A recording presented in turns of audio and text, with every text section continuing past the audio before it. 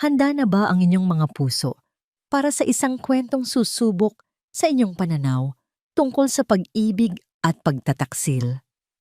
Halina't pakinggan natin ang isang salaysay na magpapatunay na kung minsan ang pinakamatamis na simula ay may itinatagong mapait na katotohanan.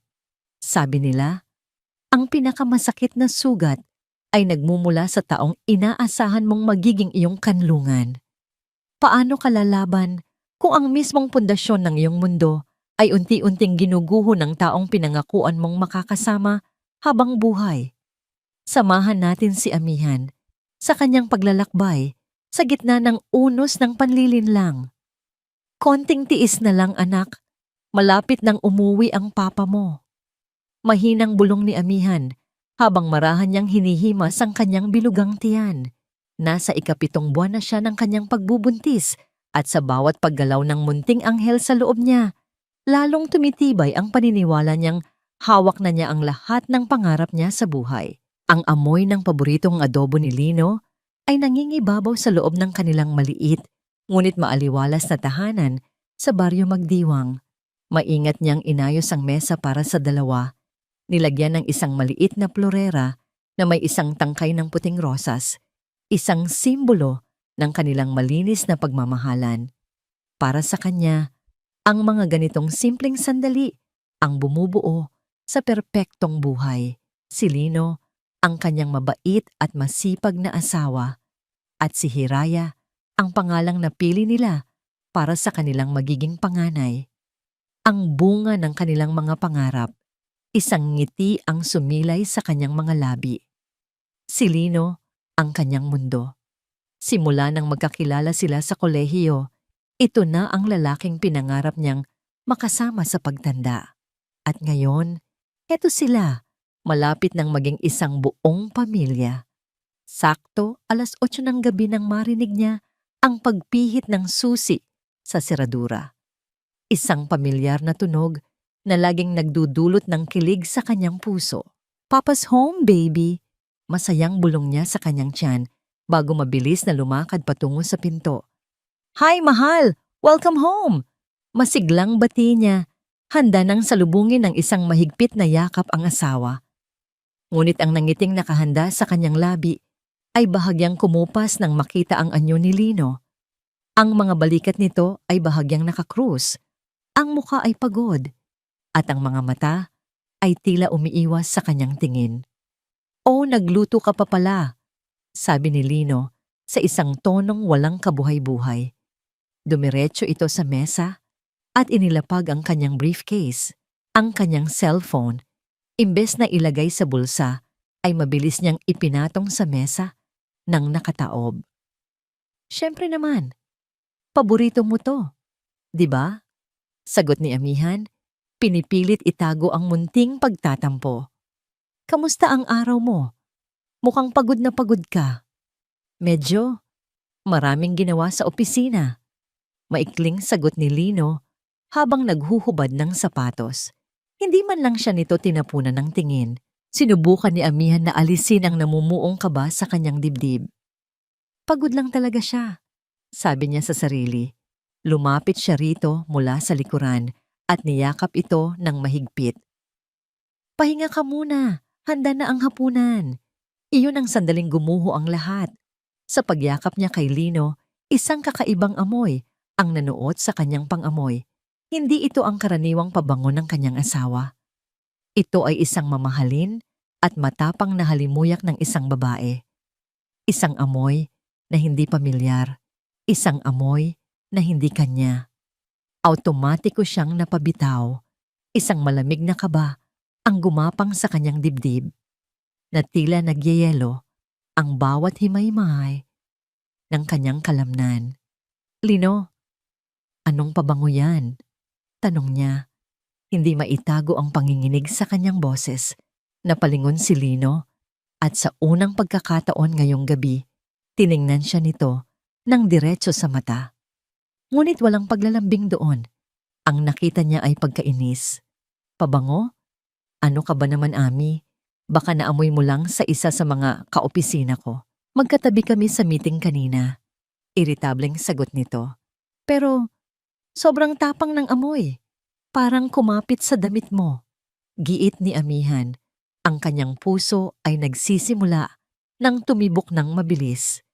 Ay nako, amihan. Pagod na nga yung tao. Kung ano-ano pa ang iniisip mo. Kakain na ba tayo? O magtatanong ka na lang buong gabi? Ang boses ni Lino ay tumaas. Puno ng inis na hindi niya inaasahan. Natahimik si amihan. Ang mga salita ay tila bumara sa kanyang lalamunan. Hindi ganito si Lino. Hindi siya nito kailanman sinigawan ng ganito. Dahan-dahan siyang tumango. Pilit nang ngumiti. Kahit pakiramdam niya ay maiiyak na siya. Sige, kumain na tayo. Ang hapunan na pinaghandaan niya ng buong pagmamahal ay dinaan nila sa isang nakabibinging katahimikan.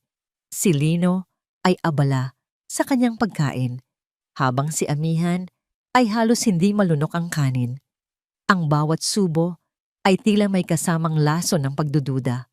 Matapos kumain, si Lino ang unang tumayo. Magpapahinga na ako. Masakit ang ulo ko, sabi nito, at walang lingon-likod na pumasok sa kanilang silid-tulugan. Naiwan si amihan sa mesa, nakatingin sa 2 platong halos hindi nagalaw. Ang puting rosas sa florera ay tila biglang nalanta sa kanyang paningin. Hindi siya nakatulog ng gabing iyon.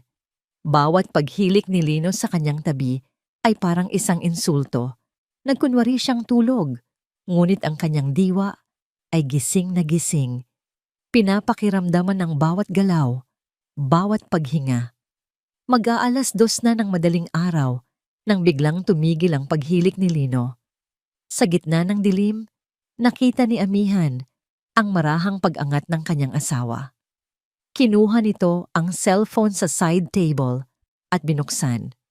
Ang liwanag mula sa screen ay nagbigay hugis sa mukha ni Lino. At sa liwanag na yon, kitang-kita ni amihan ang isang bagay na tuluyang dumurog sa kanyang puso. Isang ngiti, isang lihim na ngiti ang sumilay sa mga labi ni Lino habang ang kanyang mga daliri ay mabilis na nagtatype sa screen. Isang ngiti na matagal nang hindi ibinibigay nito sa kanya. Isang ngiti na para sa iba. Nagbingi-bingihan si amihan, nagbulag-bulagan. Hinintay niyang muling matulog ang asawa.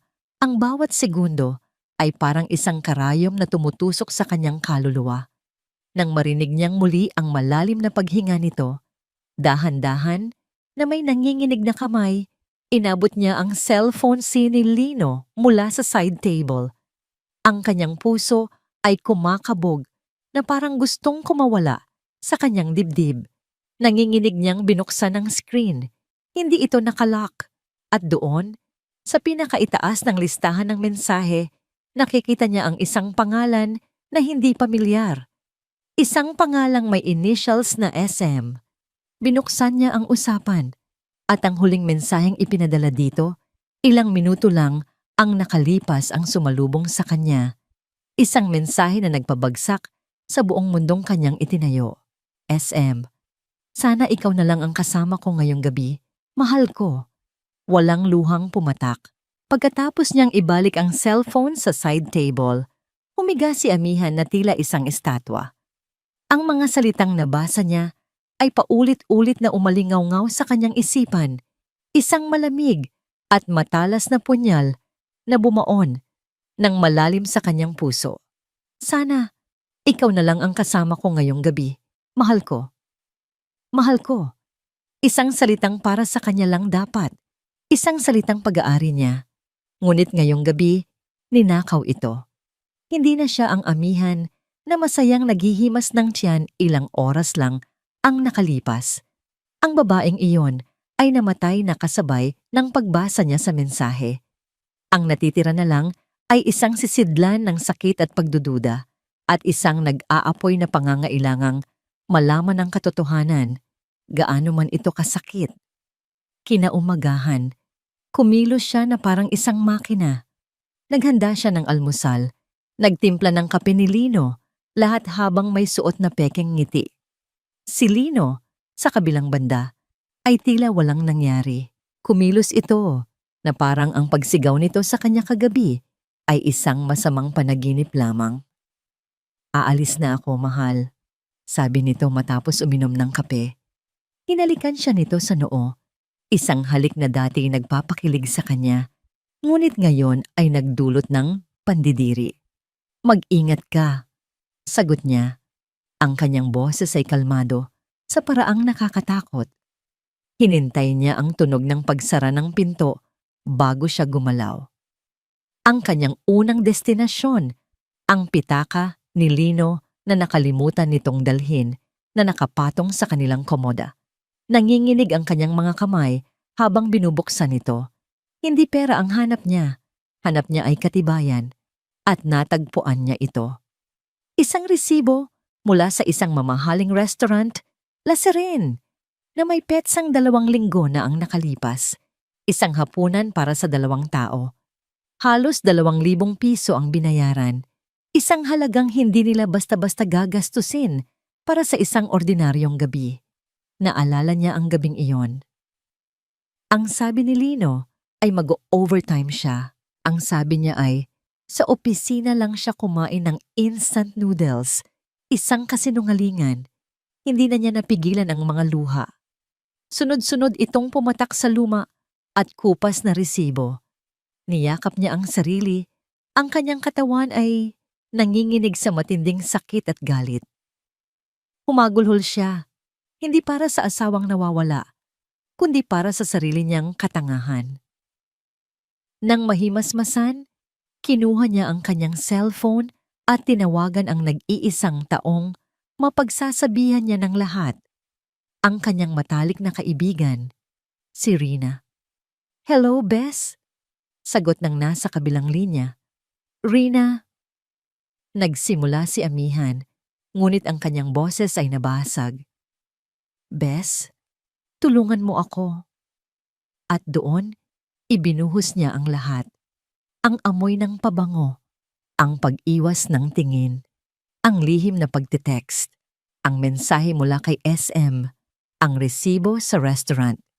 Habang nagsasalita, pakiramdam niya ay lalo lang siyang nasasaktan dahil ang pagbigkas sa mga ito ay ginagawang mas totoo ang lahat. "Diyos ko, Ami," bulong ni Rina sa kabilang linya puno ng pag-aalala. "Anong gagawin mo?" "Hindi ko alam," umiiyak na sagot ni Amihan. "Pero kailangan kong malaman kung sino siya.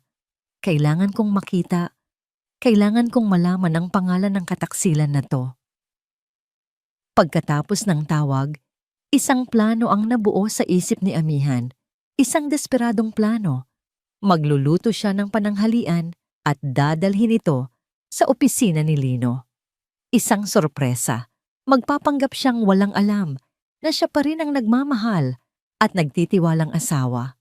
Dala-dala ang isang lunchbox na puno ng paboritong pagkain ni Lino. Pumasok si Amihan sa gusali kung saan ito nagtatrabaho. Ang bawat hakbang ay tila isang pagsubok sa kanyang katatagan. Ngumiti siya sa gwardya. Binati niya ang receptionist. Ngunit sa loob-loob niya, ang kanyang puso ay dinudurog.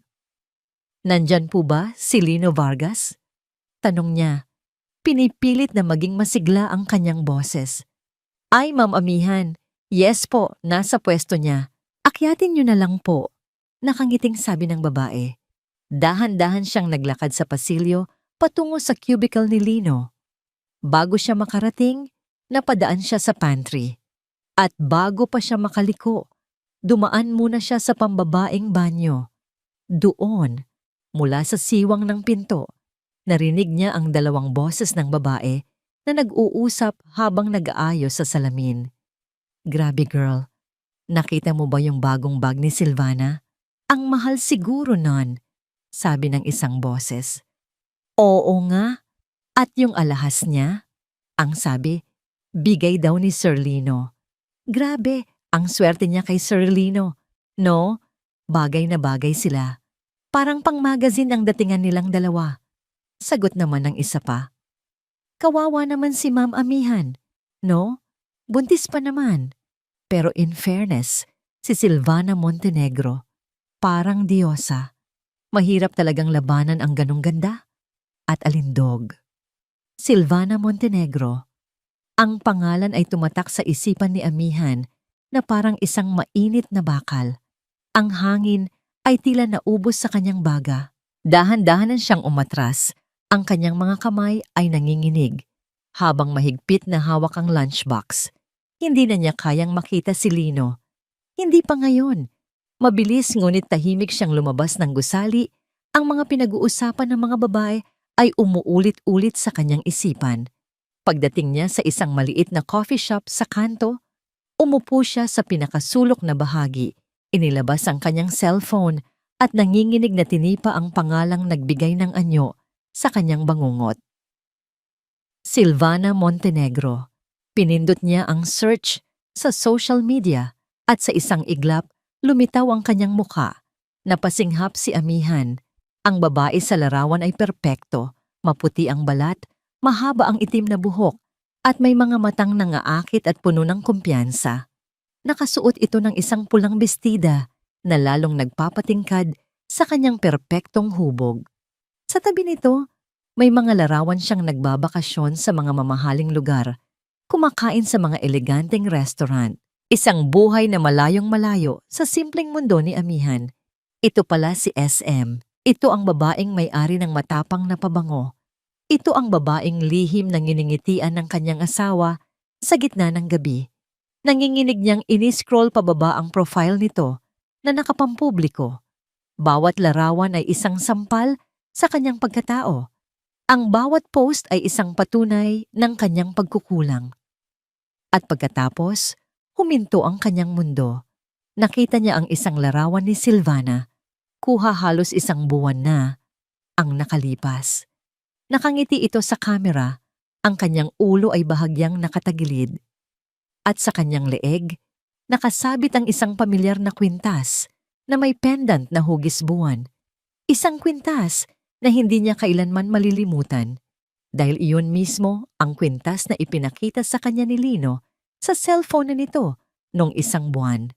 Ang sabi nito, regalo niya iyon para sa kaarawan ng kanyang ina. Ang lunchbox na dala ni Amihan ay tila sinlakas ng isang blok ng semento habang naglalakad siya pauwi. Ang bawat hakbang ay isang pakikibaka. Ang larawan ni Silvana na suot ang kwintas na para dapat sa ina ni Lino, ay nakatatak sa kanyang isipan na parang isang litratong nasusunog. Wala nang pagdududa, wala nang espasyo para sa mga dahilan. Ang natitira na lang ay ang malamig at matigas na katotohanan. Pagdating sa bahay, hindi niya inayos ang mga gamit. Hindi siya nagluto. Dumiretso siya sa kanilang kwarto, kinuha ang kanyang sariling cellphone at muling binuksan ang profile ni Silvana. Kumuha siya ng isang malinaw na screenshot ng larawan. Ang ebidensya, ang sandata niya.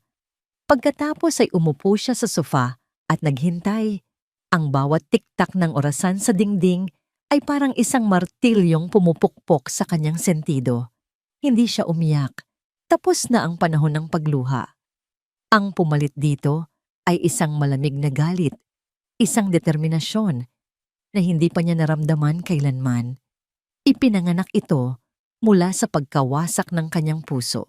Nang bumukas ang pinto at pumasok si Lino, na may ngiti sa labi na tila isang normal na araw lang ang lahat, hindi siya gumalaw. Mahal, nandito na ako. Ano ang ulam? Masayang tanong ni Lino habang naghuhubad ng sapatos. Hindi sumagot si Amihan. Nanatili siyang nakaupo. Ang kanyang mga mata ay nakatitig sa kawalan. Naramdaman ni Lino ang kakaibang lamig sa paligid. Ami, may problema ba? Tanong nito. Ang boses ay may bahid na ng pag-aalala. Dahan-dahang itinaas ni Amihan ang kanyang tingin at sinalubong ang mga mata ng asawa. Pagkatapos, kinuha niya ang kanyang cellphone mula sa kanyang tabi. Binuksan ang larawan at marahang ipinatong ito sa center table sa kanilang pagitan. Dahan-dahan niya itong itinulak palapit kay Lino. Pakipaliwanag mo to, sabi niya. Ang kanyang boses ay kalmado ngunit puno ng yelo. Napakunot ang noo ni Lino.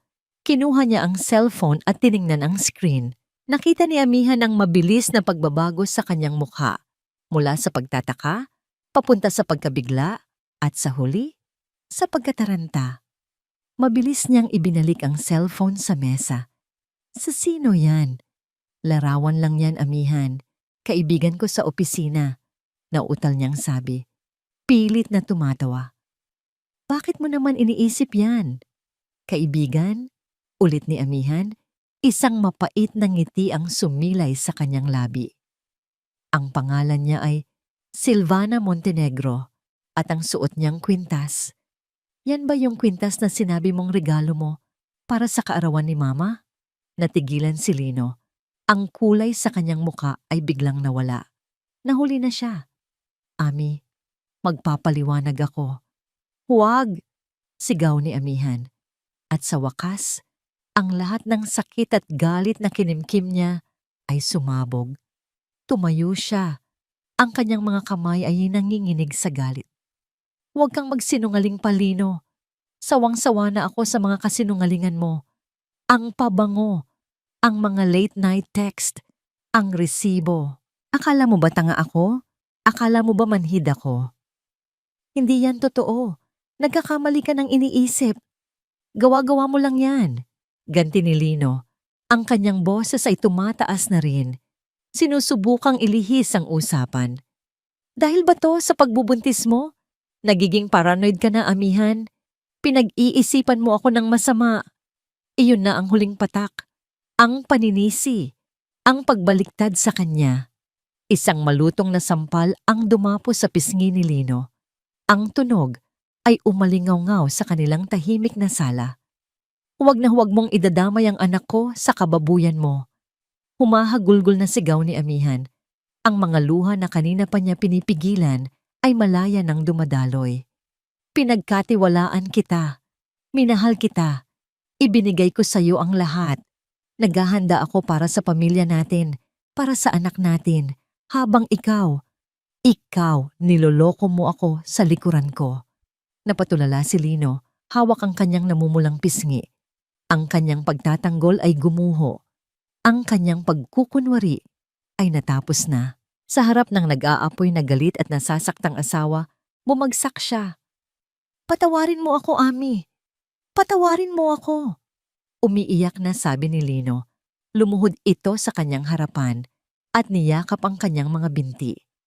Nagkamali ako. Aminado ako. Pero maniwala ka.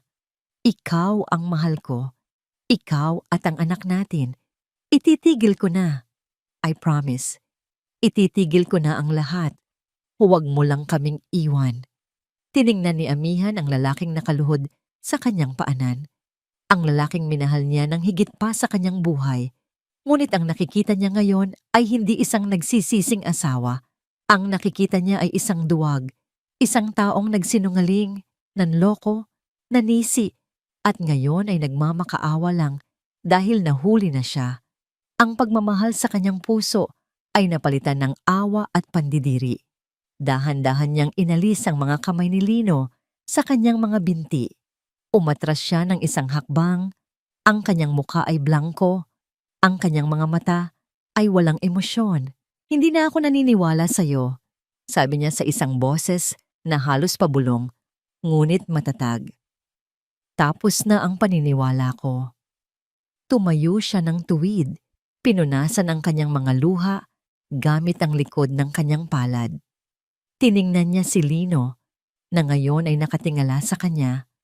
Ang muka ay puno ng pagkabigla. Umalis ka, utos ni Amihan.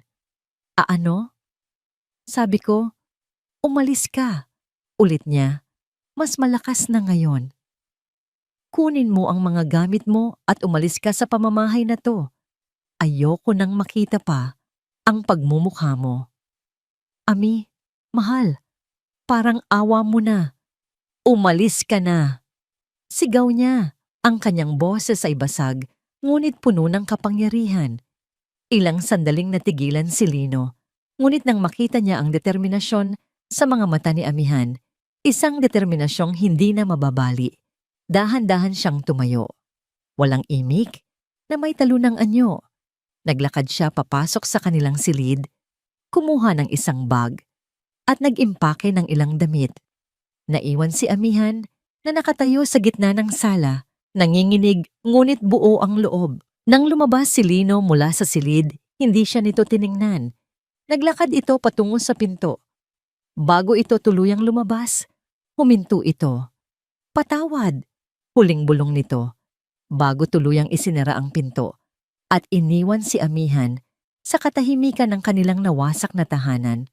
Nang mawala na ang tunog ng mga yabag ni Lino, doon palang bumagsak ang katawan ni amihan sa sahig. Niyakap niya ang kanyang tiyan at humagulhol ng walang tigil. Ang sakit ay napakatindi. Tila pinupunit ang kanyang kaluluwa. Sa gitna ng kanyang pag-iyak, isang tunog ang pumukaw sa kanyang pansin. Ding-dong. Ang tunog ng doorbell. Sino naman ang bibisita sa ganitong oras? Nanginginig siyang tumayo. Pinunasan ng kanyang pisngi. Baka si Lino. Baka bumalik para muling magmakaawa. Dahan-dahan siyang naglakad papunta sa pinto. Sumilip muna siya sa peephole at ang kanyang dugo ay tila nagyelo. Nakatayo sa labas ng kanyang pinto ang isang babaeng hindi niya kilala, ngunit kilalang kilala. Si Silvana Montenegro. Dahan-dahan niyang binuksan ang pinto. Nakatayo roon si Silvana, nakasuot ng isang eleganteng itim na bestida. Ang kanyang muka ay perpekto. Ang kanyang mga labi ay may isang mapanuksong ng ngiti. Tiningnan niya si amihan mula ulo hanggang paa. Ang kanyang mga mata ay puno ng pagtatagumpay. Pwede ba tayong mag-usap, amihan? Tanong ni Silvana. Ang kanyang boses ay malambing, ngunit may nakatagong lason. Tungkol sa hinaharap. Huminto ito sandali. Hinayaan ang mga salita na lumutang sa hangin. Nating tatlo. Ang hangin sa pagitan nilang dalawa ay tila nagyelo. Ang bawat salita ni Silvana ay parang matutulis na bubog na lumulutang. Naghihintay na dumapo at sumugat. Para kay amihan, ang pagharap sa babaeng sumira ng kanyang pamilya ay isang bangungot na nagkatotoo. Ngunit ang makita itong nakatayo sa mismong pintuan ng kanyang tahanan na may ngiti ng isang demonyo ay isang uri ng impyerno. Anong ginagawa mo rito? Mariing tanong ni amihan. Ang kanyang kamay ay nakahawak sa doorknob. Handang isara ito sa pagmumukha ni Silvana. Isang bahagi ng kanyang pagkatao ay gustong sumigaw, magwala, at kalmutin ang perpektong mukha sa kanyang harapan. Ngunit ang isa pang bahagi, ang ina, sa kanyang sinapupunan, ay nagsasabing mag-ingat. Hindi mo man lang ba ako papapasukin? Nakataas ang kilay na tanong ni Silvana. Hindi na ito naghintay ng sagot. Sa isang mabilis at mayabang na galaw, itinulak nito ng bahagya ang pinto at pumasok sa loob na tila siya ang may-ari ng bahay. Napaurong si amihan, gulat sa kapangahasan ng babae. Umalis ka sa pamamahay ko. Ngunit hindi nakinig si Silvana. Dahan-dahan itong naglakad sa sala. Ang kanyang mga mamahaling takong ay lumilikha ng nakakainsultong tunog sa sahig na araw-araw pinupunasan ni amihan.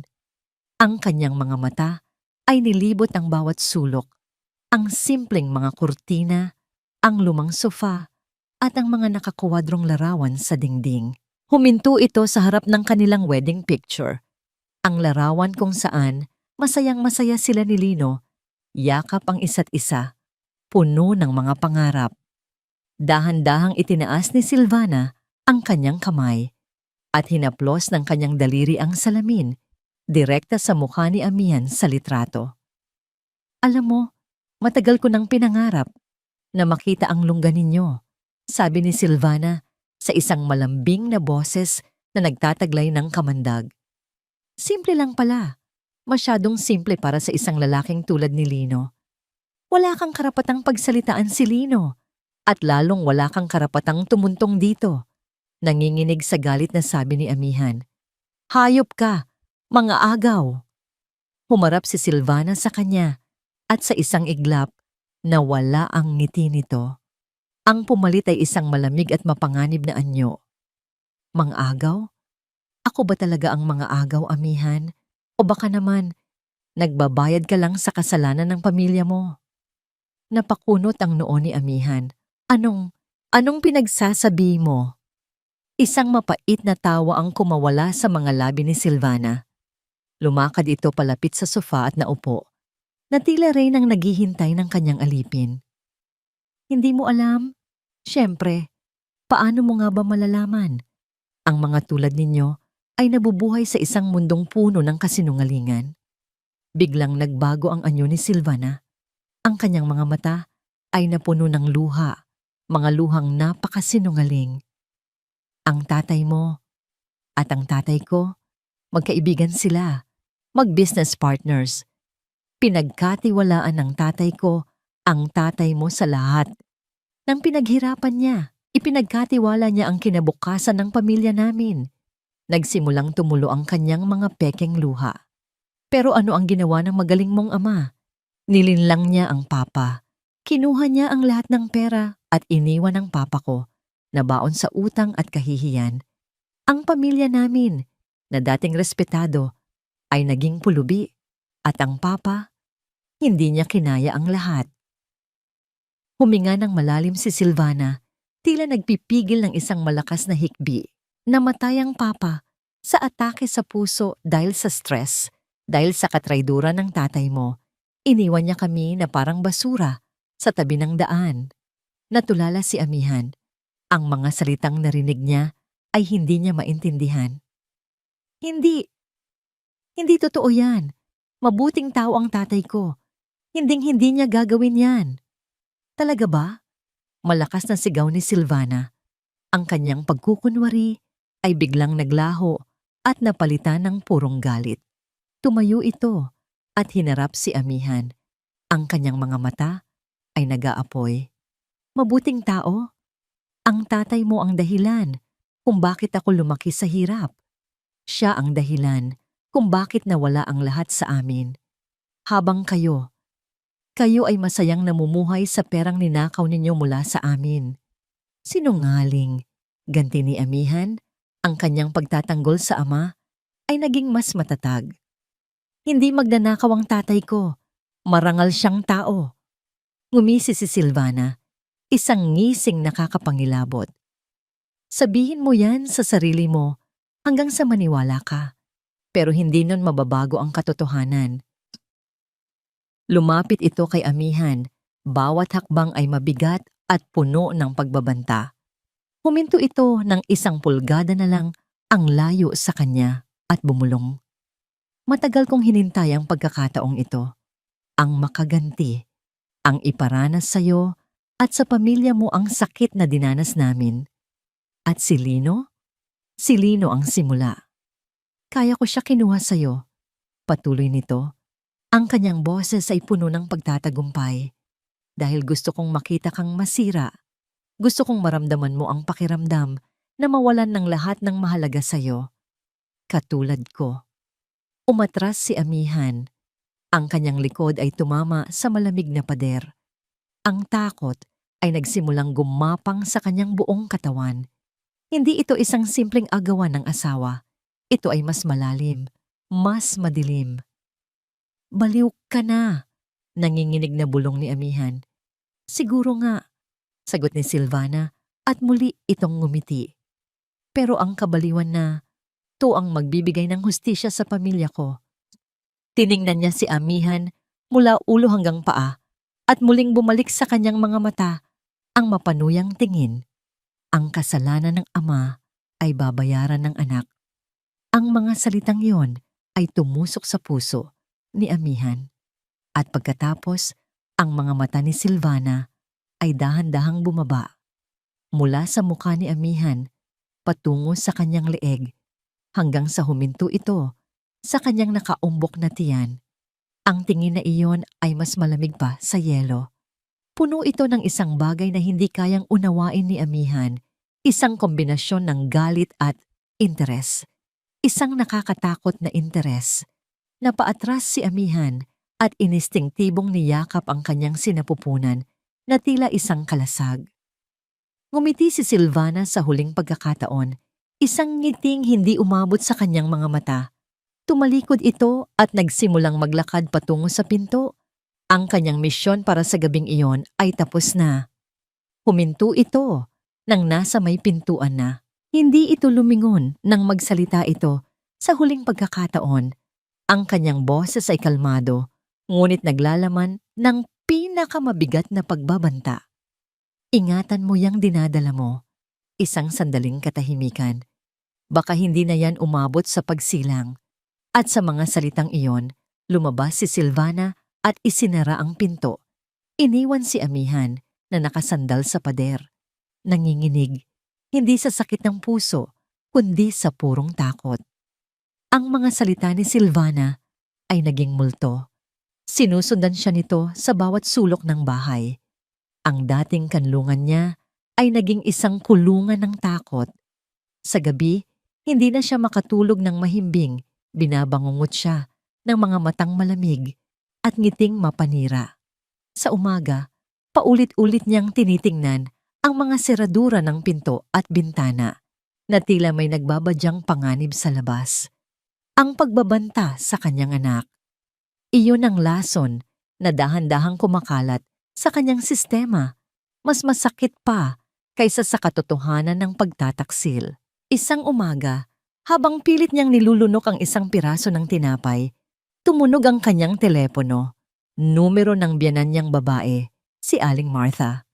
"Hello po, Nay," sagot niya. Pilit na pinapasigla ang kanyang boses. "Amihan," sabi ng boses sa kabilang linya. Walang bahid ng anumang paglalambing. "Nakausap ko ang anak ko. Ano ba itong ginagawa mo sa kanya? Nag-aalala siya sa'yo. Sabi niya, palagi ka na lang daw tulala, mainitin ang ulo, at kung ano-ano ang iniisip. Buntis ka, iha. Baka nakakasama sa bata yang pagiging praning mo." Parang isang malaking sampal ang mga narinig ni Amihan. Praning. Iyon pala ang sinasabi ni Lino sa pamilya nito. Na siya ang may problema, na siya ang nasisiraan ng bait. "Pero Nay, hindi po totoo yan. Si Lino po." "Huwag mo nang ituloy," putol ni Aling Martha. "Ayusin ninyo yan. Naaawa ako sa anak ko. Pagod na nga sa trabaho. Pag-uwi ay problema pa ang aabutan. Magpakatatag ka." At ibinaba na nito ang telepono. Naiwan si Amihan na hawak ang telepono. Ang kanyang puso ay tila pinipiga. Wala na siyang kakampi. Kahit ang pamilya ni Lino ay kinampihan na ang kasinungalingan. Silvana was winning at hindi pa siya tapos. Makalipas ang ilang araw, tumawag si Lino. Ang boses nito ay kalmado, halos malambing. "Mahal, kumusta ka na? May maliit na salo-salo sa bahay ni Mama mamayang gabi. Sana makapunta ka para maayos na natin to, para makita nilang okay tayo." Isang munting sinag ng pag-asa ang sumilay sa puso ni Amihan.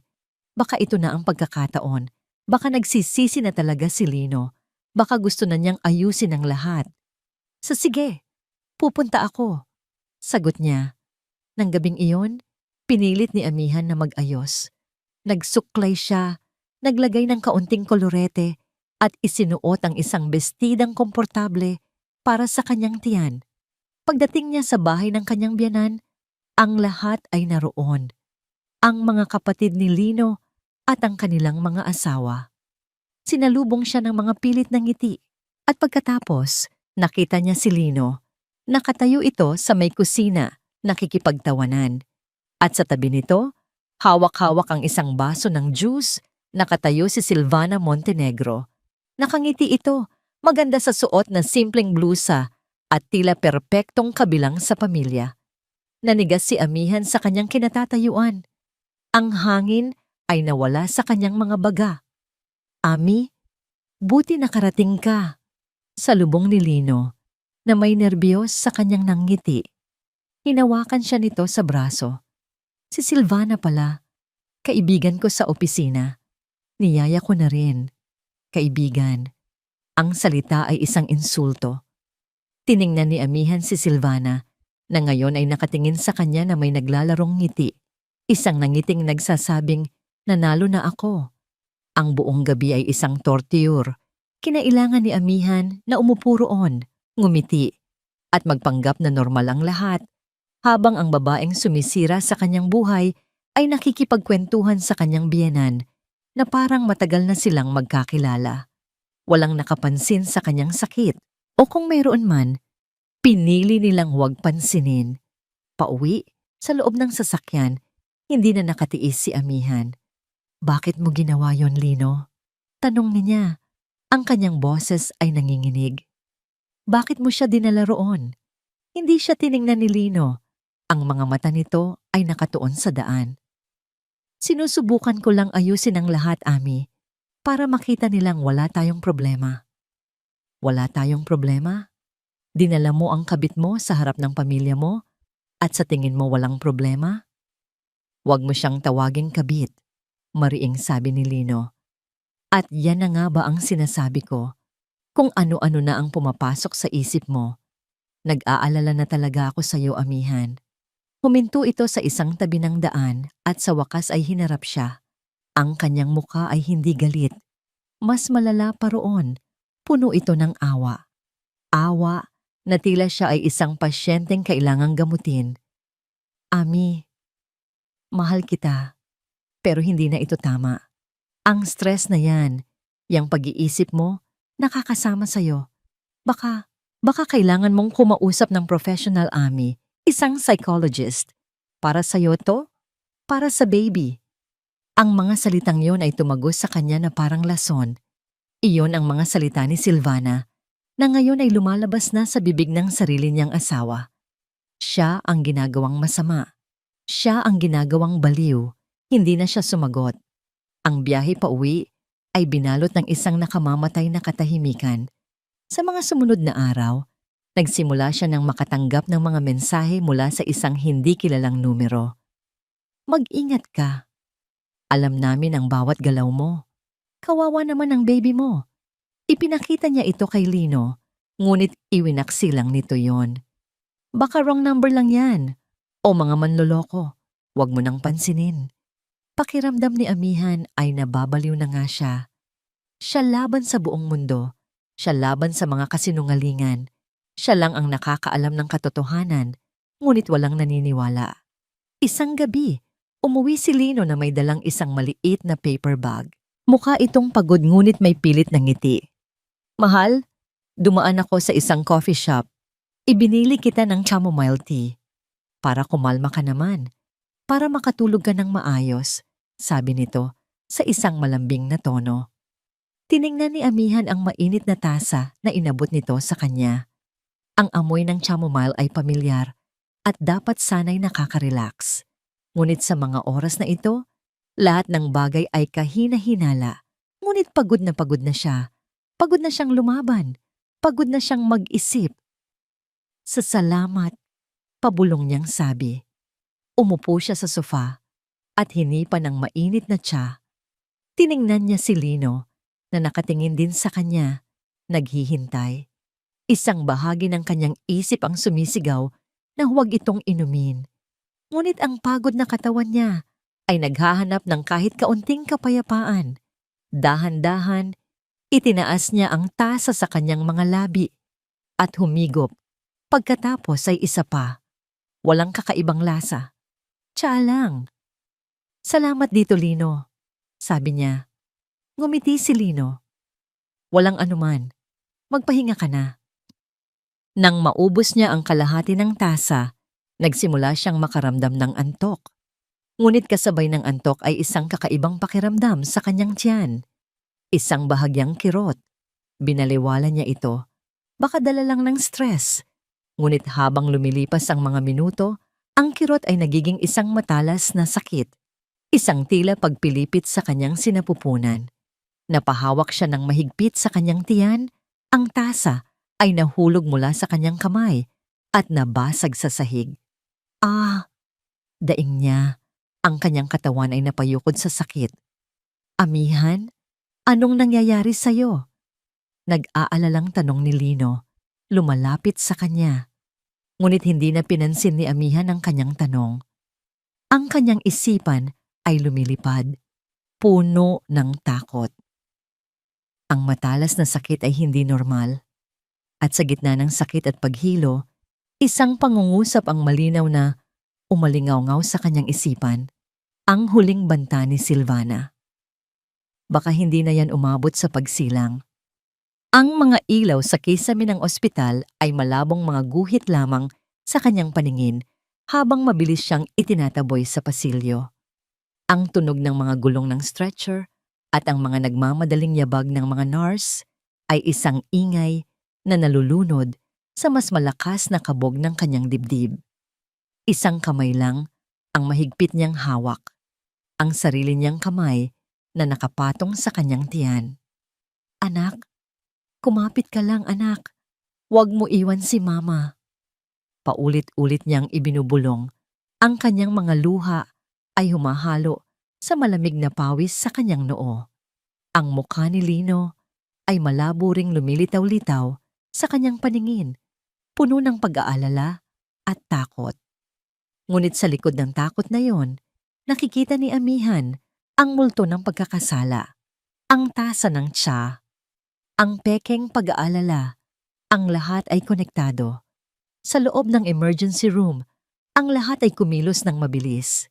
Ang matinding sakit sa kanyang tiyan ay parang mga kutsilyong sabay-sabay na tumutusok. Ipinikit niya ang kanyang mga mata at nagdasal sa paraang hindi pa niya nagawa kailanman. Hindi para sa sarili niya, kundi para sa munting buhay na nakikipaglaban sa loob niya. Lumipas ang tila isang kawalang hanggan bago siya inilipat sa isang pribadong silid. Isang doktor na may mabait na mukha ang pumasok. Si Lino ay nakatayo sa isang sulok, hindi makatingin ng diretso sa kanya. Mrs. Vargas, mahinahong sabi ng doktor. Mabuti na lang at naidala ka kaagad dito. We ran some tests. You experienced severe uterine cramps, likely brought on by extreme stress. Pero ang pinakamahalaga, huminto ang paghinga ni Amihan. Naghihintay. Ligtas ang baby mo. Malusog siya at malakas ang heartbeat. Isang malakas na hikbi ng pasasalamat ang kumawala kay Amihan. Ang tensyon na bumabalot sa kanyang buong katawan ay biglang nawala. Napalitan ng isang matinding kaginhawaan. Ligtas ang anak niya. Ligtas ang kanyang hiraya. Iyon lang ang mahalaga. Pero kailangan mong mag-ingat, Mrs., dagdag ng doktor. Kailangan mong iwasan ang anumang uri ng stress. Masyadong maselan ang kalagayan mo. Kailangan mong manatili dito para maobserbahan ka namin ng ilang araw. Tumango si Amihan habang si Lino ay lumapit sa doktor at nakipag-usap. Stress. Isang salitang napakasimple para ilarawan ang impyernong pinagdadaanan niya. Nang maiwan silang dalawa, lumapit si Lino sa kanya. Ami, salamat sa Diyos at ligtas kayo.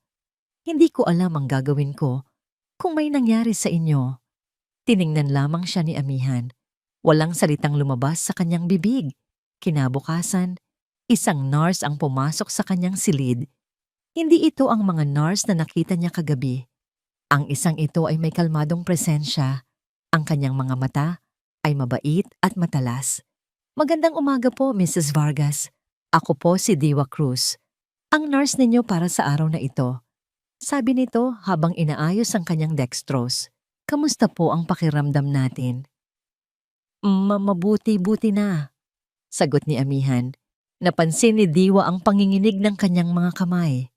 Ngumiti ito ng bahagya. Huwag po kayong mag-alala. Bantay sarado po namin kayo ni baby. Magpahinga lang po kayo.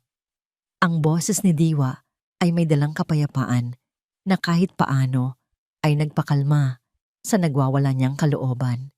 Hapon na nang dumating ang kanyang mga bisita. Pumasok si Lino sa silid at kasunod nito, si Silvana. Dala-dala ni Silvana ang isang basket ng prutas at sa kanyang mga labi ay may isang ngangiti ng isang nag-aalalang kaibigan. Ami, nabalitaan ko ang nangyari. Diyos ko, kamusta ka na? Sobra kaming nag-alala ni Lino. Sabi ni Silvana, ang kanyang boses ay puno ng pekeng pag-aalala. Inilapag niya ang prutas sa mesa. Don't worry. Lino told me everything about your stress.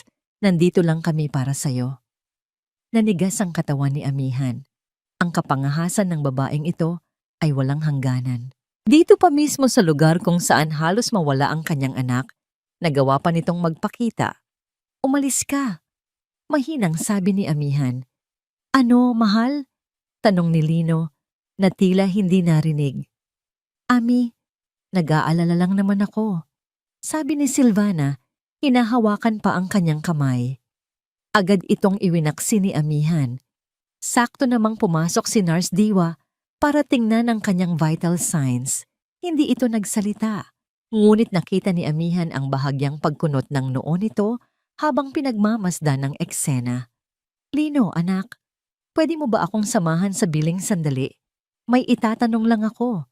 Sabi ni Diwa sa isang professional na tono na tila walang napapansin. Sige, sagot ni Lino na tila nagpapasalamat sa pagkakataong makatakas. Sumunod ito kay Diwa palabas ng silid. Naiwan silang dalawa. Ang peking ng ngiti ni Silvana ay biglang naglaho. Lumapit ito sa kama ni Amihan. Ang kanyang mga mata ay naging kasing lamig ng yelo. Muntik na, no?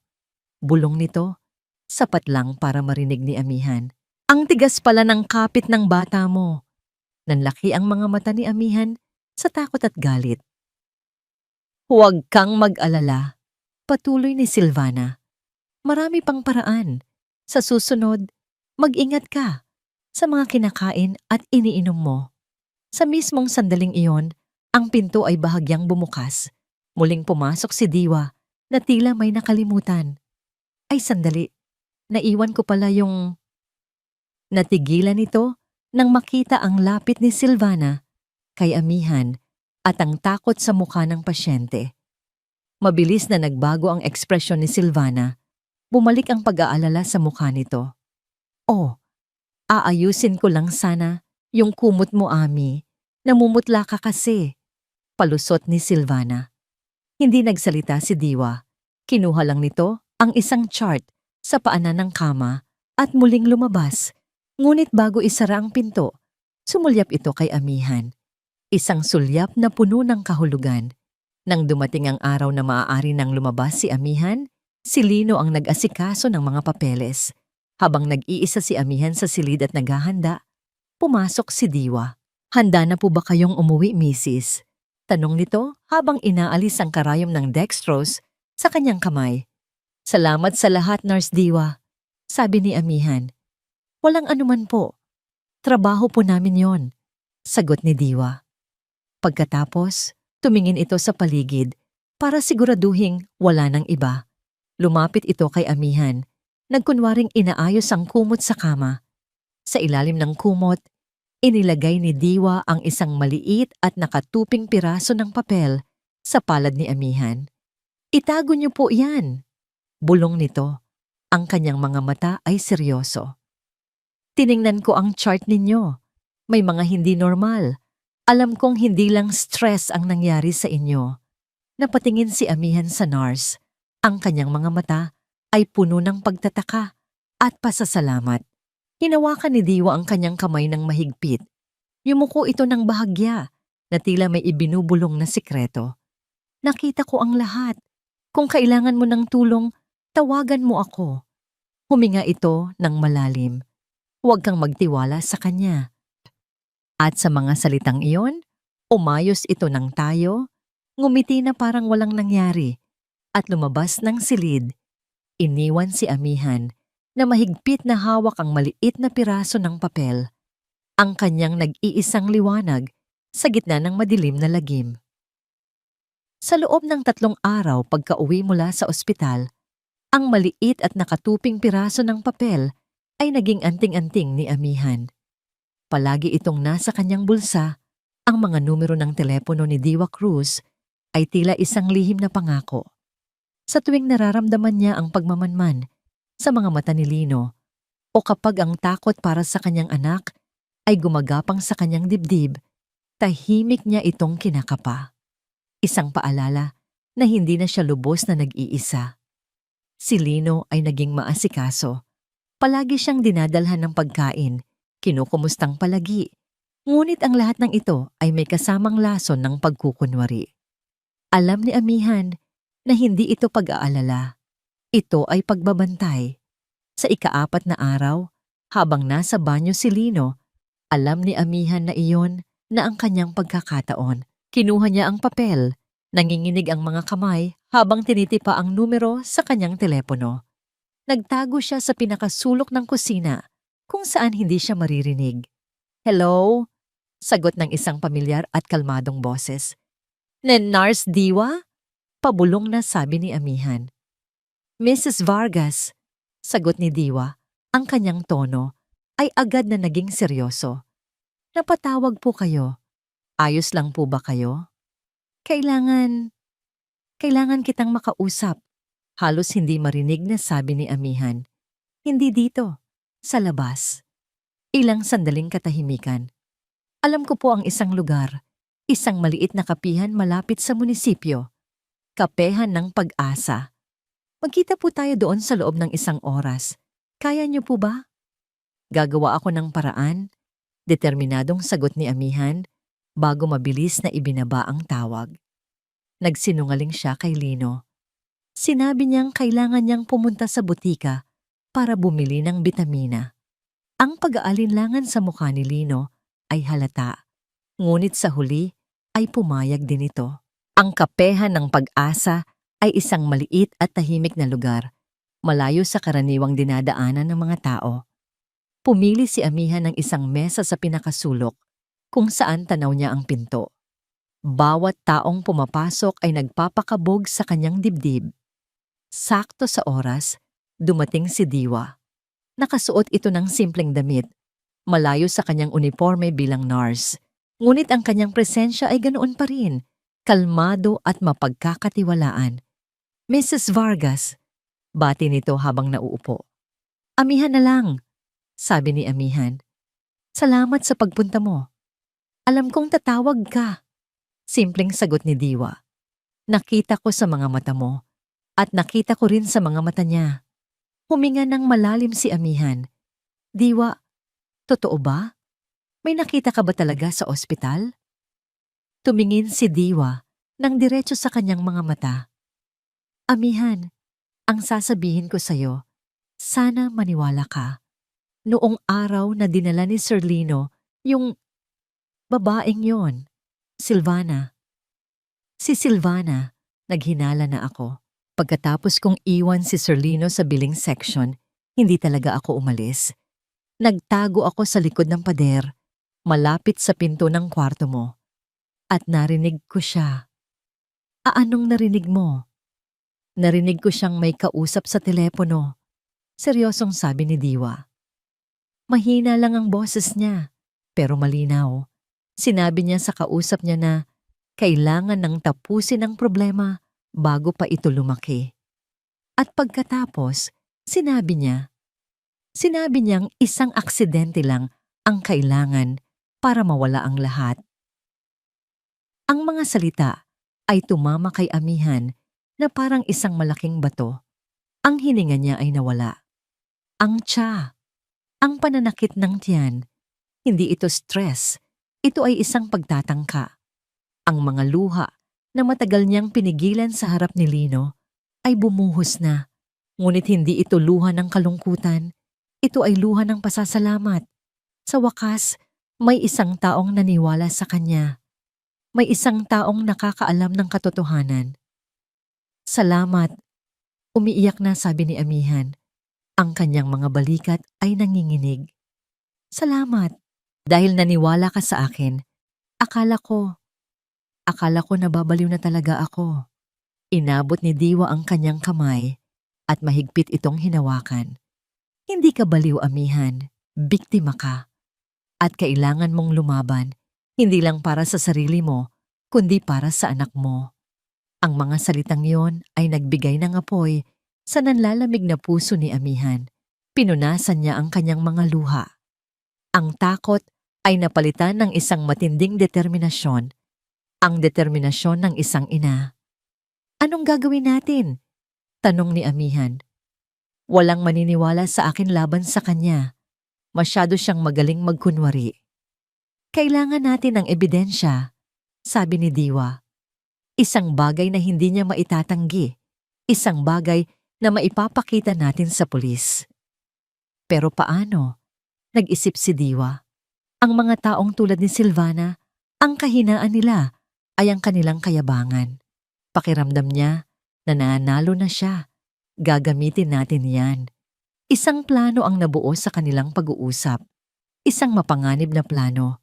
Kailangan ni Amihan na magpanggap. Magpanggap na talunan. Magpanggap na sumusuko na. Kailangan niyang painin si Silvana, hayaang maging kampante ito at sa tamang pagkakataon, baka may masabi itong magiging katibayan nila. Pero paano ko gagawin yon? Paano ako makakakuha ng ebidensya? May kinuha si Diwa mula sa kanyang bag. Isang bagay na maliit at itim. Isang ballpen. Hindi ito ordinaryong ballpen, sabi ni Diwa. Voice recorder ito. Maliit lang, pero malinaw ang kuha. Itago mo to palagi. At kapag handa ka na, tiningnan ni Diwa si Amihan. Kailangan mo siyang harapin. Nanginginig na kinuha ni Amihan ang ballpen. Napakagaan nito. Ngunit para sa kanya, ito ang pinakamabigat na bagay sa mundo. Ito ang kanyang pag-asa. Ito ang kanyang sandata. Gagawin ko, sabi ni Amihan. Ang kanyang boses ay matatag na ngayon. Gagawin ko ang lahat para sa anak ko. Pagkatapos ng kanilang pag-uusap, umuwi si Amihan na may bagong lakas. Ang takot ay naroon pa rin, ngunit hindi na siya nito paralisado. Ngayon, ang takot ay naging panggatong sa kanyang galit. Nang gabing iyon, habang naghahapunan sila ni Lino, isinagawa niya ang unang bahagi ng plano. Umiyak siya. Nagmakaawa siya. Lino, patawarin mo na ako, sabi niya sa gitna ng mga hikbi. Tama ka. Nagiging paranoid na ako. Stress lang siguro to. Ayoko ng ganito. Gusto ko nang maayos ang lahat. Nakita niya ang pagtatagumpay sa mga mata ni Lino. Nahulog ito sa kanyang pain. Kinabukasan, habang nasa trabaho si Lino, kinuha ni Amihan ang kanyang telepono. Sa kanyang tabi, nakapatong sa mesa ang itim na ballpen. Huminga siya ng malalim, pinakalma ang kanyang sarili, at tinipa ang numero ni Silvana. Tumunog ito ng ilang beses bago may sumagot. Hello? Sabi ng boses na nagdudulot ng lason sa kanyang pandinig. Pinilit ni Amihan na gawing garalgal at talunan ang kanyang boses. Silvana, katahimikan sa kabilang linya.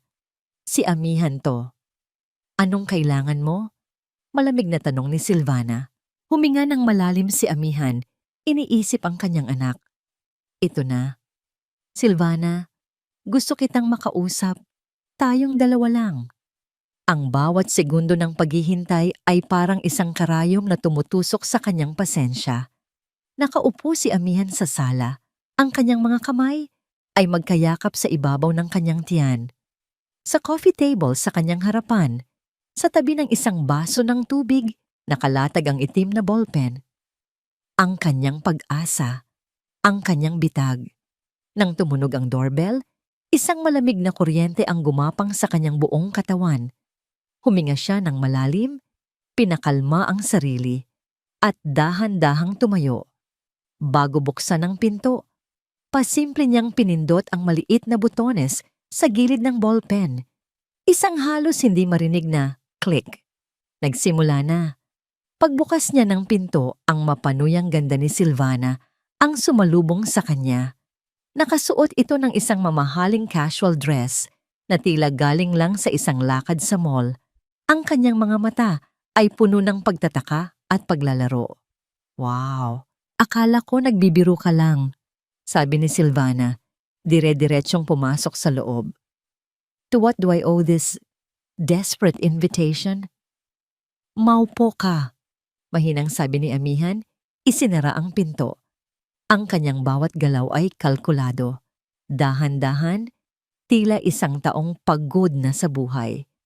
Umupo si Silvana sa tapat niyang sofa, inilapag ang kanyang mamahaling bag sa tabi. So, Anong drama ito, amihan? Susugurin mo ba ako? Sa sabunutan? Go on, I'm waiting. Umiling si amihan. Umupo siya pabalik sa kanyang pwesto. Ang kanyang mga mata ay nakayuko. Ito na ang simula ng kanyang pag-arte. Wala na akong lakas para dyan, Silvana. Isang halakhak ang kumawala kay Silvana. Talaga lang ha? Anong nangyari sa matapang na asawa na sumampal kay Lino? Bigla kang naging maamong tupa? Hindi sumagot si amihan. Hinayaan niya lang ang insulto. Gusto ko lang itanong kung ano talaga ang kailangan mong gawin para tigilan mo na kami. Tigilan? Ulit ni Silvana na tila nawiwindang sa kanyang narinig. Bakit naman kita titigilan? Ngayon pa nga lang ako nagsisimula. Silvana, parang awa mo na, sabi ni amihan. At sa pagkakataong ito, hinayaan niyang mangilid ang kanyang mga tunay na luha. Ang takot at sakit na nararamdaman niya ay naging perpektong kasangkapan para sa kanyang pag-arte. Suko na ako. Alam ko nang talo na ako. Sa'yo na si Lino. Ibibigay ko na siya sa'yo. Wala na akong pakialam sa kanya. Amihan. Dagdag pa niya, ang kanyang boses ay basag. Buntis ako. Pagod na ako. Gusto ko na lang ng kapayapaan para sa anak ko. Hahayaan kitang maging masaya kay Lino. Aalis kami. Mawawala kami sa buhay ninyo. Pangako. Ang katahimikan sa pagitan nila ay mabigat. Pinagmasdan ni Silvana si amihan. Sinusuri ang bawat galaw, bawat hikbi. Nakita ni amihan ang unti-unting pagbabago sa mukha nito. Mula sa pagdududa, patungo sa isang dahan-dahang nangiti ng absolutong pagtatagumpay. Wow! Bulong ni Silvana, napapailing. I have to admit, hindi ko inaasahan na ganito kakabilis susuko. Nakakaawa ka. Sobrang nakakaawa. Tumayo ito at naglakad-lakad sa sala na tila isang general na sinusuri ang kanyang nasakop na teritoryo. Ibibigay mo sa akin si Lino? Amihan? Matagal na siyang akin. Bago pa man sumakit yang tiyan mo sa ospital, akin na siya. Ang katawan niya, ang isip niya. Hawak ko na. Bawat salita ay isang patalim, ngunit tiniis ni amihan. Kailangan niya pa ng isa pa. Ang pinakamahalaga. Alam ko, sabi ni amihan. Kaya nga, parang awa mo na. Ang anak ko na lang, hayaan mo na siyang mabuhay ng payapa. Wala siyang kasalanan. Doon na tumawa ng malakas si Silvana. Isang tawang malamig at walang kagalakan. Huminto ito sa paglalakad at hinarap siya. Ang kanyang mga mata ay nag-aapoy sa isang bagay na mas malalim pa sa simpleng pag-ibig o selos. Ito ay purong galit. Ang anak mo? Sabi nito, halos idura ang mga salita. Ang anak mo ang buhay na katibayan ng kasalanan ng pamilya mo. Akala mo ba ganun lang kadali yon? Akala mo ba, sa pag-alis ninyo, tapos na ang lahat? Lumapit ito sa kanya. Ang bawat hakbang ay mabigat. Yumuko ito hanggang sa maging magkalibel ang kanilang mga mukha. Kahit umalis ka, sisiguraduhin kong magbabayad ka sa ginawa ng tatay mo. Iyon na. Ang mga salita, nakuha niya. Isang munting kislap ng tagumpay ang naramdaman ni amihan sa gitna ng kanyang takot. Kailangan na lang niyang tapusin ang pag-uusap na ito at click, ang tunog ng pagbukas ng pinto. Sabay silang napalingon ni Silvana. Nakatayo roon si Lino, ang kanyang mukha ay puno ng pagkalito. Hawak ang isang paper bag ng groceries. Nakita niya ang asawa niyang umiiyak at ang babaeng dahilan ng lahat magkaharap sa kanilang sala. Anong nangyayari dito? Naguguluhang tanong ni Lino. Ang tingin ay nagpapalipat-lipat sa kanilang dalawa. Agad na nagbago ang anyo ni Silvana. Bumalik ang pagkukunwari.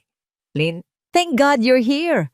Sinusubukan ko lang kausapin si amihan pero sinisigawan niya ako. Pinapaalis. I was just trying to be nice. Sinungaling. Sigaw ni Amihan tumamatayo. Amihan, ano ba to? Galit na tanong ni Lino. Lumalapit sa kanya. Bakit mo naman ginaganito si Silvana? Sabi mo, gusto mo nang ayusin ang lahat? Ito ba ang paraan mo? Hindi mo naiintindihan, Lino. May sinabi siya. Tama na. Putol ni Lino. Nakikita mo? Ito na naman tayo. Hindi ka na talaga nagbabago. Habang nag-aaway sila ni Lino, ang atensyon ni Amihan ay nakay Lino lamang. Ngunit sa gilid ng kanyang mga mata, napansin niya ang isang galaw. Si Silvana, na tila hindi interesado sa kanilang pagtatalo, ay dahan-dahang lumapit sa coffee table. Ang kanyang mga matang mapanuri ay napako sa isang bagay. Sa itim na ballpen, nakita ni Amihan ang bahagyang pagkunot ng noo nito. Dahan-dahan nitong dinampot ang ballpen. Inikot-ikot sa kanyang mga daliri. Tiningnan ang dulo. Tiningnan ang gilid. Lino, naririnig mo ba ako? Kikinig mo ba ako? Pinagbabantaan niya ang anak natin. Sigaw ni Amihan. Sinusubukang bawiin ang atensyon ng lahat, ngunit huli na. Pinindot ni Silvana ang maliit na butones. Isang mahinang click. Pagkatapos, pinindot niya ulit. Walang lumabas na tinta. Isang malamig na ngiti ang sumilay sa mga labi ni Silvana. Tumingin ito kay Amihan at sa mga mata nito, nakita ni Amihan ang katotohanan. Alam na niya. Sa isang mabilis at malakas na galaw, ibinato ni Silvana ang ballpen sa pader. Ang tunog ng nababasag na plastik ay tumigil sa pagtatalo nilang mag-asawa. Ang maliliit na piraso ng itim na plastik at ang munting microchip sa loob ay kumalat sa sahig na parang mga abo ng kanyang nasunog na pag-asa. Napatulala si Amihan. Ang kanyang ebidensya, ang kanyang nag-iisang pag-asa. Wala na. Tumingin si Silvana sa kanya. Ang kanyang mga mata ay nanlilisik sa galit. Isang galit na mas totoo at mas nakakatakot kaysa sa lahat ng ipinakita nito kanina. Akala mo, malilinlang mo ako? Ang tunog ng nabasag na plastik sa sahig ay ang tunog ng pagguho ng mundo ni Amihan. Ang maliliit na piraso ng itim na ballpen ay kumalat na parang abo. Ang abo ng kanyang plano, ng kanyang tapang, ng kanyang huling pag-asa. Napako ang kanyang tingin sa mga pirasong yon. Ang kanyang isipan ay blangko. Ang kanyang katawan ay nanigas. Lino, nakikita mo na. Ang boses ni Silvana ay biglang naging boses ng isang biktima. Mahina, nanginginig, puno ng hinanakit. He tried to set me up. Tinawagan niya ako dito, nagkunwaring talunan at umiiyak, para lang i-record ang sasabihin ko. Ginamit niya ako, Lino. Ang sama-sama niya. Ang bawat salita ay isang perpektong pag-arte. At si Lino, ang kanyang duwag at makasariling asawa, ay naging perpektong manunood. Amihan, totoo ba to? Tanong ni Lino, ngunit wala nang tanong sa kanyang mga mata. Ang naroon ay pagkasuklam. Ang babaw mo, ang dumi mong maglaro. Hindi! Nagsisinungaling siya. Desperadong sigaw ni Amihan, itinuturo ang babaeng nagtatago sa likod ni Lino. Inamin niya ang lahat. Inamin niyang gusto niyang saktan ang anak natin bilang paghihiganti sa tatay ko. Lino, maniwala ka sa akin. Ngunit ang kanyang mga salita ay hangin na lamang. Sa walang ebidensya, siya ay isang asawang nagseselos, isang buntis na paranoid, isang babaeng nasisiraan ng bait. Eksakto tulad ng plinano ni Silvana. Tumingin si Lino sa kanya at sa mga mata nito, nakita ni Amihan ang katapusan. Wala nang pagmamahal, wala nang awa, tanging pagod at galit na lamang. Tama na, Amihan, sabi ni Lino sa isang malamig at pinal na boses. Pagod na ako sa mga laro mo, sa mga drama mo, sa kabaliwan mo. Huminga ito ng malalim at ang mga sumunod na salita nito ang tuluyang pumatay sa anumang natitirang pagmamahal sa puso ni Amihan. Tapusin na natin to. Sawang-sawa na ako. Maghiwalay na tayo. Maghiwalay na tayo. Sa likod ni Lino, nakita ni Amihan ang isang halos hindi mahahalata. Ngunit napakatamis ng ngiti ng pagtatagumpay sa mga labi ni Silvana. Nanalo na ito. At ang tropeo nito ay ang pagkawasak ng buhay niya. Hindi na kumibo si Amihan. Ang kanyang dila ay tila na paralisa. Ang kanyang kaluluwa ay manhid. Naglakad si Lino papasok ng kwarto at paglabas nito ay may dala ng isang maliit na bag. Hindi nito ito inabot sa kanya. Ibinato niya ito sa sahig malapit sa kanyang mga paa. Ang ilang damit niya at mga personal na gamit ay nakasilid doon. "Umalis ka na," sabi ni Lino, hindi makatingin sa kanya. "Kunin mo yan at umalis ka na sa bahay na to. Bukas na bukas din, kakausapin ko ang abogado." Tiningnan ni Amihan ang bag, ang bahay na binuo niya, ang mga pangarap na inalagaan niya. Lahat ay naglaho sa isang iglap. Dahan-dahan, yumuko siya at kinuha ang bag. Hindi siya nagsalita, hindi siya umiyak. Wala nang luhang natitira. Naglakad siya patungo sa pinto na parang isang kaluluwang ligaw. Bawat hakbang ay isang paglalakbay papalayo sa kanyang dating buhay.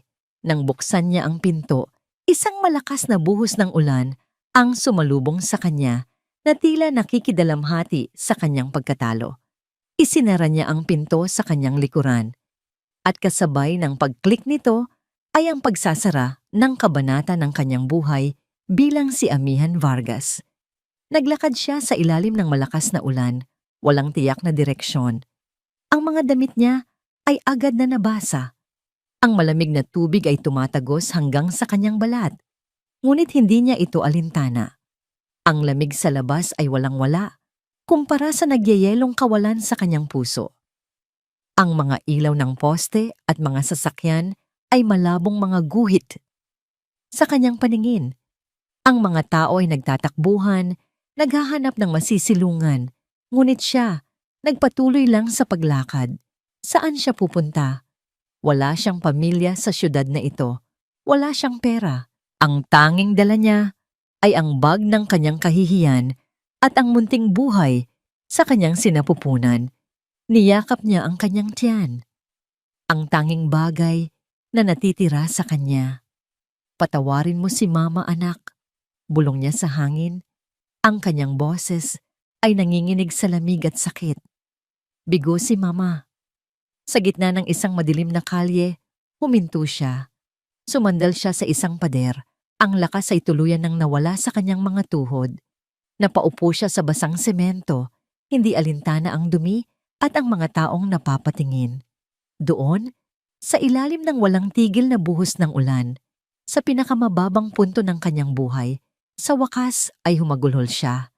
Kinuha niya ang kanyang basang-basang cellphone mula sa bulsa. Nanginginig niyang hinanap ang isang numero, ang kanyang huling baraha. Tumawag siya. "Hello? Ami?" Sagot ng nag-aalalang boses ni Diwa. "Diwa," sabi ni Amihan sa gitna ng kanyang mga hikbi. Ang kanyang boses ay halos hindi marinig dahil sa lakas ng ulan. Wala na. Talo na tayo." "Te Amihan? Nasaan ka? Anong nangyari?" Sinira niya yung recorder," patuloy ni Amihan. Ang bawat salita ay isang pakikibaka. "Pinalayas niya ako. Wala na ang lahat, Diwa. Talo na tayo." Katahimikan sa kabilang linya. Isang katahimikang tila umuunawa sa bigat ng kanyang pagkatalo. Inaasahan na ni Amihan ang mga salita ng pakikiramay. Ang mga salita ng panghihinayang. Ngunit ang narinig niya ay "Makinig ka sa akin, Amihan," sabi ni Diwa. Ang kanyang boses ay biglang naging kalmado, ngunit puno ng isang hindi inaasahang intensidad. "Nasaan ka man, humanap ka ng masisilungan. Ngayon din. Pero wala na. Wala nang pag-asa." "Mali," matatag na sabi ni Diwa. Ang mga salitang sumunod ay tila isang kulog na bumasag sa kadiliman ng kanyang gabi. "Hindi pa tapos ang laban, Ami. Isang sandaling paghinto. May isang bagay pa akong hindi sinasabi sa'yo. May video ako. May video ako. Ang apat na salitang iyon ay parang isang kidlat na gumising sa manhid na kaluluwa ni Amihan. Sa gitna ng madilim at basang kalye, sa ilalim ng walang tigil na ulan, isang maliit na mitya ng pag-asa ang biglang sumindi. Anong video? Nauutal niyang tanong. Ami, makinig ka, mabilis na sabi ni Diwa. Noong nasa ospital ka, matapos kong marinig ang pagbabanta ng Silvana, na yon, hindi na ako mapakali. Hindi ko pwedeng hayaan lang. May maliit akong kamera. Yung parang charger lang ng telepono. Bago kanya dalawin ulit, itinago ko yon sa kwarto mo, nakatapat sa kama mo. Napasinghap si Amihan, hindi makapaniwala. Nakuha ko ang lahat, Ami. Ang paglapit niya sa'yo. Ang pabulong niyang pagbabanta. Malinaw na malinaw. Hindi ko sinabi sa'yo agad dahil ayokong umasa ka lang dito. Gusto kong makuha natin ang pag-amin niya mismo. Pero ngayon, iba na ang sitwasyon. Ito na ang alas natin. Sinabi ni Diwa kung saan siya dapat pumunta. Sa maliit na apartment ng nurse, ilang kanto lang mula sa ospital. Sa tulong ng direksyon ni Diwa, naglakad si Amihan. Hindi na alintana ang ulan. Ang bawat hakbang niya ngayon ay may layunin. Sa apartment ni Diwa, binigyan siya ng tuyong damit at mainit na sabaw. At pagkatapos, sa screen ng laptop ni Diwa, ipinakita nito ang video. Napanood ni Amihan ang sarili niyang takot sa kama ng ospital. At napanood niya ang demonyo sa anyo ni Silvana. Nakayuko, bumubulong ng lason sa kanyang tainga. Ang video ay malinaw. Ang audio, dahil sa lapit ni Silvana, ay perpekto. Muntik na, no? Ang tigas pala ng kapit ng bata mo. Marami pang paraan. Sa susunod, mag-ingat ka sa mga kinakain at iniinom mo. Napasinghap si Amihan. Ang marinig muli ang mga salita ay parang muling pagdana sa bangungot. Ngunit ngayon, may kasama na itong kakaibang pakiramdam. Pagpapatunay. Hindi siya baliw. Lahat ay totoo. At ngayon, meron na siyang ebidensya. Ito na, Ami. Sabi ni Diwa, ang kanyang mga mata ay nag-aalab. Ito na ang babasag sa kanya. Ngunit habang nakatingin si Amihan sa kanyang bag, nabasa pa sa ulan at nakasiksik sa isang sulok, isang alaala ang biglang pumasok sa kanyang isipan. Ang mga salita ni Silvana tungkol sa kanilang mga ama. Isang kasinungalingang sumira sa lahat. Dahil sa bagong lakas na dulot ng video, isang bagong determinasyon ang nabuo sa kanya. Kailangan niyang malaman ang lahat. Dahan-dahan siyang lumapit sa kanyang bag. Sa ilalim ng mga damit, naroon ang isang maliit na kahon na gawa sa kahoy. Ang nag-iisang bagay na isinama niya na pag-aari ng kanyang yumaong ama. Ang lalagyan ng mga mahahalaga nitong papeles at alaala. Binuksan niya ito. Sa loob, naroon ang mga lumang larawan at dokumento. At sa ilalim ng lahat, naroon ang isang bigkis ng mga lumang sulat, tinalian ng isang kupas na ribon, mga sulat na hindi pa niya nababasa, mga sulat sa pagitan ng kanyang ama, si Mr. Rosales, at ng isang Mr. Montenegro, ang ama ni Silvana. Nanginginig ang kanyang mga kamay habang binabasa niya ang mga ito. Ang unang sulat ay mula sa ama ni Silvana, puno ng pagkasindak at pag-aamin. Inaamin nito na siya ang nagpilit sa isang mapanganib na investment, labag sa payo ng ama ni Amihan. Isang investment na sumira sa kanilang kumpanya. Ang sumunod na sulat ay ang sagot ng kanyang ama. Hindi ito panunumbat. Ito ay puno ng pakikiramay, isang alok ng tulong pinansyal mula sa sarili nitong bulsa at isang pangako. Kumpare, basa ni Amihan sa sulat kamay ng kanyang ama. Huwag kang mag-alala. Ang pagkakamaling ito, sa pagitan lang nating dalawa, hindi ko hahayaang masira ang pangalan mo. Para sa kapakanan ng pamilya mo, mananatili itong lihim. Ituturing nating pareho tayong nabigo sa negosyong ito. Ang hininga ni Amihan ay nawala. Ang buong pundasyon ng galit ni Silvana, ang buong dahilan ng kanyang paghihiganti, lahat ay nakatayo sa isang kasinungalingan. Hindi kontrabida ang kanyang ama. Isa siyang bayani na sinubukang protektahan ang dangal ng isang kaibigang nagkamali. Isinara niya ang kahon. 2 sandata na ngayon ang hawak niya. Ang video na nagpapatunay sa kasamaan ni Silvana at ang mga sulat na sumisira sa mismong kaluluwa ng kanyang paghihiganti. Tumingin siya kay Diwa at sa kanyang mga mata, wala nang bakas ng takot. Tanging apoy na lamang. May kailangan akong gawin, sabi niya. Pero kailangan ko ng tulong mo. 1 oras ang lumipas. 1 plano ang nabuo. 1 tawag sa pulis ang ginawa ni Diwa na may tiyak na instruksyon kung anong oras dapat dumating. Gamit ang ekstrang susi na palagi niyang dala, tumayo si Amihan sa harap ng pinto ng dati niyang tahanan. Huminga siya ng malalim, hinawakan ang malamig na doorknob at dahan-dahang pinihit ito. Pagpasok niya, ang naabutan niya ay isang maliit na selebrasyon. Si Lino at Silvana ay nakaupo sa sala, may isang bote ng alak sa mesa, nagtatawanan. Ang tunog ng kanilang halakhak ay namatay nang makita siya. Amihan, anong ginagawa mo rito? Paano ka nakapasok? Gulat na tanong ni Lino, mabilis na tumayo. Ngumiti lang si Silvana, isang nangiting mayabang. Look what the rain dragged in. Bumalik ka para magmakaawa ulit? Hindi sumagot si Amihan. Walang salita. Tanging gawa. Ang sala, na dapat ay lugar ng pagmamahalan, ay naging isang silid hukuman. Dahan-dahan siyang lumapit sa telebisyon, kinuha ang kanyang cellphone at ikinonekta ito. Anong ginagawa mo? Umalis ka na, sabi. Sigaw ni Lino. Ngunit huli na. Pinindot ni Amihan ang play. Ang katahimikan ng sala ay binasag ng boses ni Silvana mula sa video. Ang eksena sa ospital ay lumitaw sa malaking screen. Ang pagbabanta, ang lason sa bawat salita. Ang kulay ay nawala sa mukha ni Lino habang pinapanood niya ito. Ang kanyang mga mata ay nanlalaki sa hindi makapaniwalang katotohanan.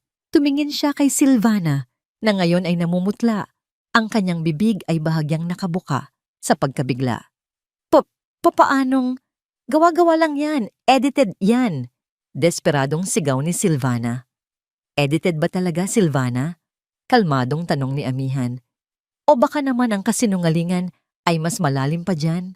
Sa pagkakataong yon, lumapit siya sa coffee table at inilapag ang mga lumang sulat. Ibinagsak niya ito sa harap ni Silvana. Basahin mo, utos ni Amihan. Basahin mo kung paano sinubukan ng ama kong iligtas ang dangal ng duwag mong ama. Basahin mo kung paanong ang buong buhay mo, ang buong paghihiganti mo, ay nakatayo sa isang kasinungalingan.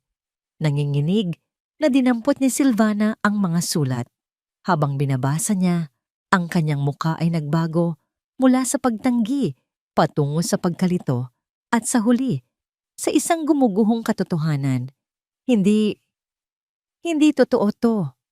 Bulong niya na pailing-iling. Hindi. Kasinunggalingan yan. Lahat kayo sinunggaling. Habang si Silvana ay sumisigaw, nawawala sa sarili, puno ng galit at pagkawasak. Dahan-dahang bumukas ang pinto. At pumasok ang 2 unipormadong pulis sa tanda ni So. Ang pagsigaw ni Silvana ay napalitan ng isang nakabibinging katahimikan nang makita niya ang mga pulis. Ang kanyang mundo, na binuo sa pundasyon ng kasinungalingan at galit, ay tuluyan ng gumuho sa harap niya. Silvana Montenegro, sabi ng isa sa mga pulis sa isang formal at walang emosyong boses. Inaaresto ka namin para sa mga reklamong grave threats at attempted harm sa isang buntis. May karapatan kang manahimik. Hindi na pinakinggan ni Amihan ang mga sumunod na salita. Nakatuon ang kanyang pansin sa anyo ni Silvana. Ang dating mayabang at makapangyarihang babae ay ngayon ay parang isang basang sisiw. gulat, talunan, at puno ng kawalan ng pag-asa. Habang pinuposas ang kanyang mga kamay, ang mga mata nito ay naghahanap, hindi kay Lino, kundi kay Amihan. Sa mga matang iyon, wala ng galit. Tanging isang tanong na walang salita. Bakit? Hindi sumagot si Amihan. Tinalikuran na lamang niya ito. Pinanood niya habang inilalabas ng mga pulis ang nagwawalang si Silvana na paulit-ulit na isinisigaw na siya ang biktima. Ang kanyang mga sigaw ay unti-unting humina habang papalayo ang police car hanggang sa ang tanging natira na lamang ay ang katahimikan ng gabi. Sa wakas, tapos na. Sa loob ng sala, tanging sila na lang ni Lino ang natira. Nakatayo ito sa gitna ng kwarto, tulala, na tila isang taong nagising mula sa isang mahabang bangungot. Tiningnan niya ang video na nakapost pa rin sa screen. Pagkatapos ay ang mga sulat na nakakalat sa mesa at sa huli, tumingin siya kay Amihan. At sa mga mata ni Lino, nakita ni Amihan ang isang bagay na matagal na niyang hindi nakita. Ang tunay na pagsisisi. Dahan-dahan, lumakad ito palapit sa kanya. Ang bawat hakbang ay tila napakabigat. Nang nasa harapan na niya ito, walang babala, bigla itong lumuhod sa sahig. Ami, sabi nito, ang kanyang boses ay basag at puno ng sakit. Niyakap nito ang kanyang mga binti, ang muka ay nakasubsob sa kanyang tiyan. Patawarin mo ako, mahal ko. Ang tanga-tanga ko, nabulag ako, hindi kita pinakinggan, hindi kita pinaniwalaan, halos mapahamak kayo ng anak natin dahil sa akin.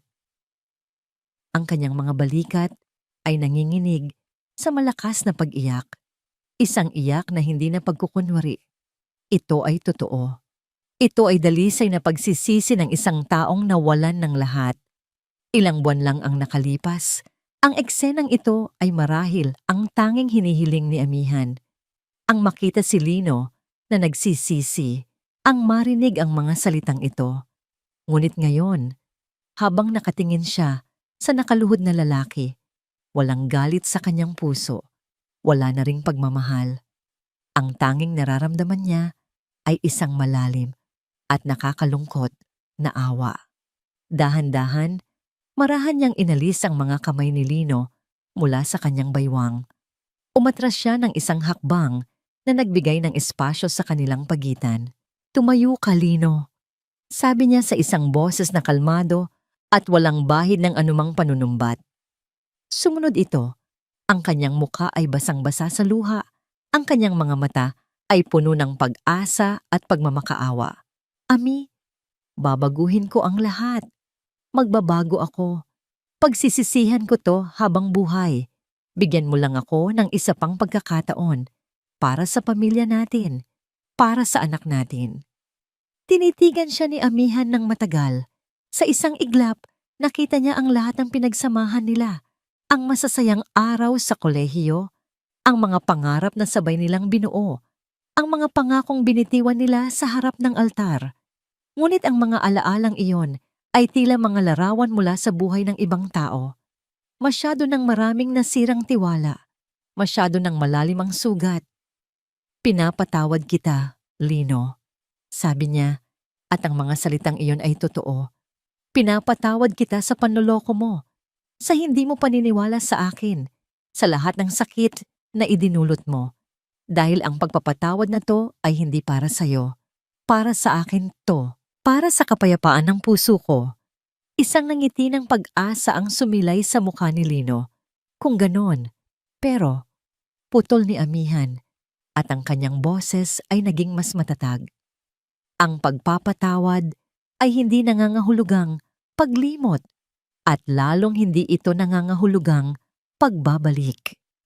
Dahan-dahan, itinaas niya ang kanyang kaliwang kamay. Sa ilalim ng ilaw ng kanilang sala, ang kanyang wedding ring ay tila nawalan na ng kislap. Hinubad niya ito. Ang singsing na dating simbolo ng kanilang walang hanggang pag-ibig ay ngayon ay isa na lamang paalala ng isang nasirang pangako. Iniabot niya ang singsing kay Lino. Tapos na tayo, Lino. Sabi niya, ang kanyang boses ay puno ng pinalidad, ngunit walang galit. Panahon na para palayain ang isa't isa. Tinitigan ni Lino ang singsing sa kanyang palad na tila ito ay isang piraso ng nagbabagang uling. Umiling-iling ito, hindi makapaniwala. Ami, huwag. Parang awa mo na. Huwag mong gawin to. Ito ang tama, Lino. Para sa ating dalawa. At lalo na, para sa anak ko. Sabi ni Amihan. At sa unang pagkakataon, hinaplos niya ang kanyang tiyan, hindi na dahil sa takot, kundi dahil sa pagmamahal at proteksyon. Ayokong lumaki siya sa isang tahanan na puno ng kasinungalingan at walang tiwala. Karapat-dapat siyang magkaroon ng ina na masaya at buo. At hindi na ako magiging buo sa piling mo. Walang nang nagawa si Lino. Ang katotohanan sa mga salita ni Amihan ay kasing linaw ng video na napanood niya. Siya ang sumira sa lahat at wala nang paraan para maibalik pa ito. Isinara nito ang kanyang palad. Hawak ang singsing, ang huling simbolo ng kanilang nakaraan. Sa labas, dumating si Diwa na kanina pa pala naghihintay. Sumulyap ito kay Lino, pagkatapos ay kay Amihan. Isang tingin ng pag-unawa at suporta. Salamat sa lahat, Diwa. Sinserong sabi ni Amihan, hinawakan ng kamay ng kanyang bagong kaibigan. Utang ko sa iyo ang buhay namin ng anak ko. Walang anuman, Ami. Ang tama ay tama. Nakangiting sagot ni Diwa. Naglakad si Amihan patungo sa pinto. Hindi na lumingon pa. Ang bawat hakbang ay magaan.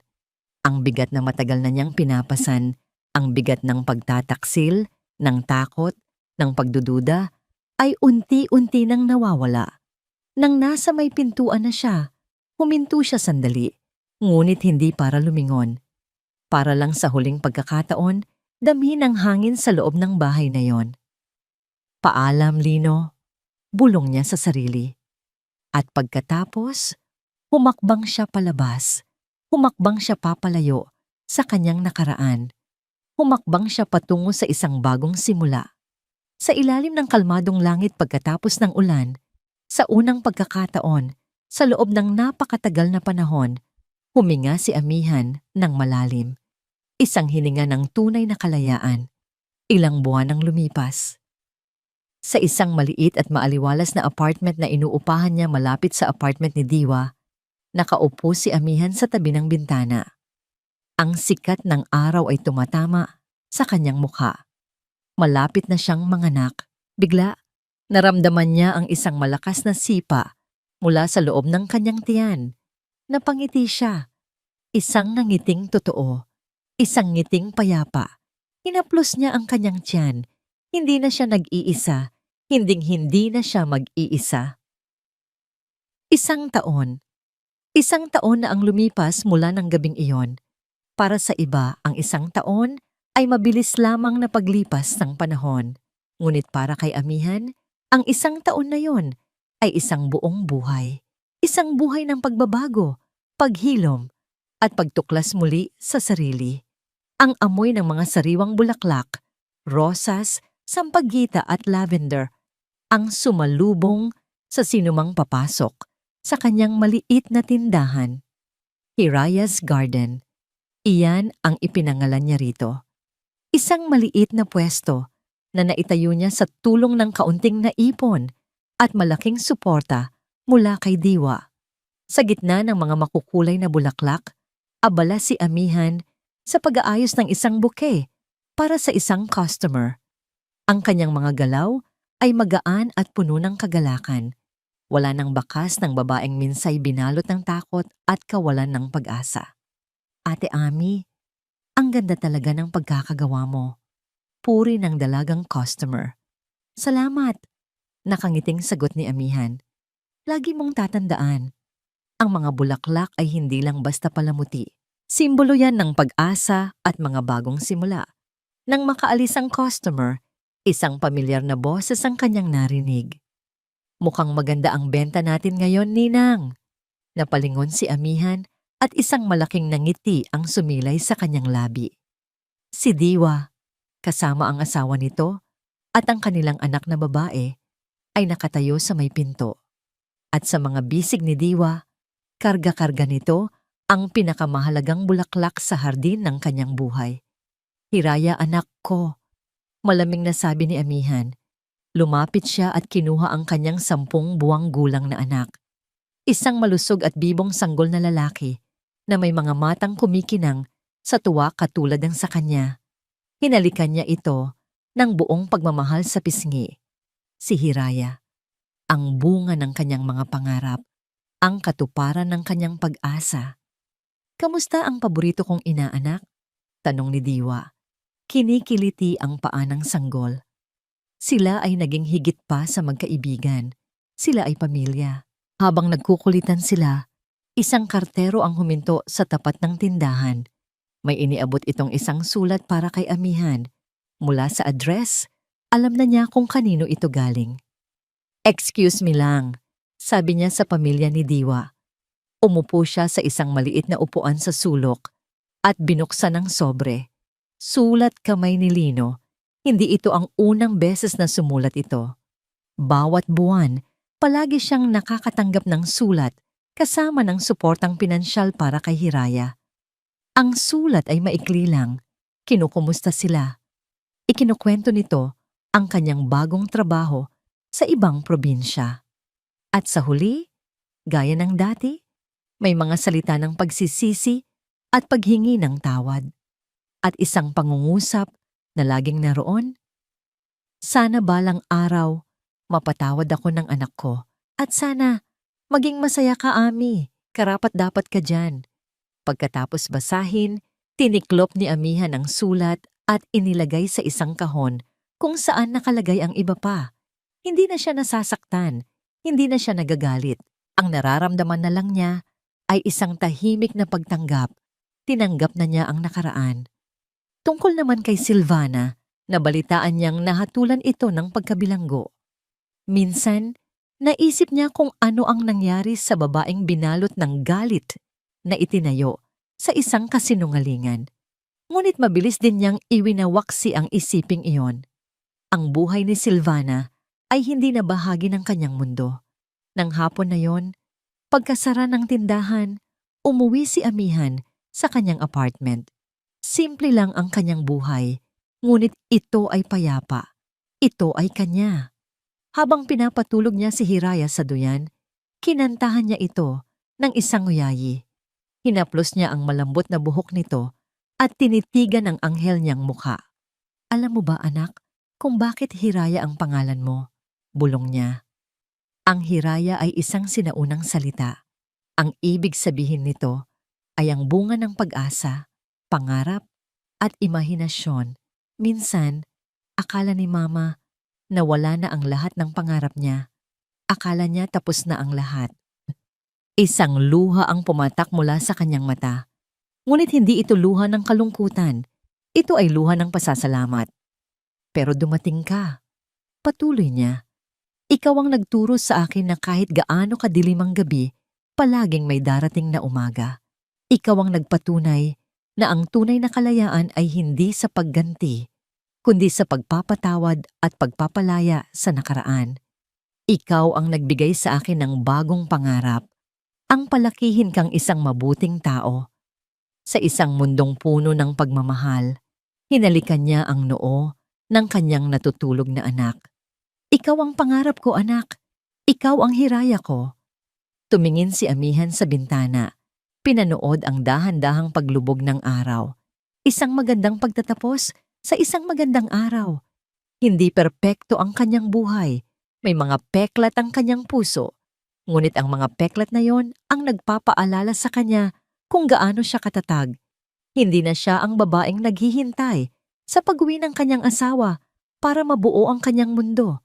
Siya na mismo ang kanyang mundo. At sa gitna ng mundong yon, naroon si Hiraya, ang kanyang hardin, ang kanyang pag-asa, ang kanyang walang hanggan na bagong simula. At dito nagtatapos ang kwento ni Amihan. Isang kwento ng pusong nasugatan, ngunit muling nabuo. Isang salaysay na nagpapatunay na ang tunay na lakas ay hindi nasusukat sa kung paano tayo umiiwas sa pagbagsak, kundi sa kung paano tayo bumabangon sa bawat pagkakataon. Ang aral na iniiwan sa atin ng kwentong ito ay ang kapangyarihan ng pagpapatawad, hindi para sa iba, kundi para sa ating sarili. Ito ang susi na nagpapalaya sa atin mula sa bigat ng nakaraan. Ipinapaalala rin nito na ang ating halaga at kaligayahan ay hindi nakadepende sa ibang tao. Ito ay isang bagay na tayo mismo ang lumilikha para sa ating sarili. Maraming salamat po sa inyong walang sawang pagsubaybay at pakikinig. Sana po ay may napulot kayong aral at inspirasyon sa kwento ni Amihan. Kung meron po kayong mga saloobin o komento, huwag po kayong mag-atubiling i-type sa comment section sa ibaba. Anong uri po ng kwento ang gusto ninyong marinig sa susunod? Ang inyong mga mungkahi ay mahalaga po sa amin. Hindi dito nagtatapos ang ating paglalakbay. Marami pa pong kwentong kasing ganda at mas puno ng aral dito sa aming channel. Kung nagustuhan nyo ang kwentong ito, i-like, i-share sa pamilya at mga kaibigan at mag-subscribe na rin para lagi kayong updated sa mga susunod pa naming kwento. I-click nyo ang notification bell para kayo ang unang makarinig kapag may bago kaming upload. Pagpalain po kayo ng Panginoon, kayo at ang inyong buong pamilya. Hanggang sa muli.